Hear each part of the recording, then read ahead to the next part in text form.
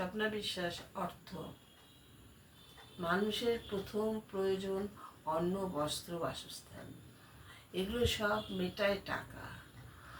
টাকা সকালবেলায় আমাদের ঘুম থেকে উঠলেই আমাদের পেটের চিন্তা করতে হয়। যার যেরকম ক্ষমতা সে সেরকমভাবে মেটায়। আমাদের সকলে, প্রত্যেকটা মানুষই উন্নতি চায়। উন্নতি এবং তার জন্য প্রত্যেকেরই অর্থ উপার্জন করা প্রয়োজন। উন্নতি করতে গিয়ে যেন টাকায় ডুবে থাকা ঠিক হবে না, তাহলে জীবনে উপলব্ধি করা যাবে না, জীবনকে উপলব্ধি করা যাবে না।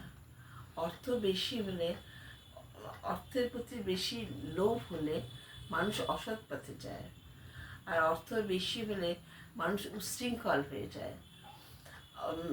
প্রয়োজন মেটানোর জন্য টাকা উপার্জন করা ভালো, কিন্তু অর্থ ক্ষুধা খারাপ।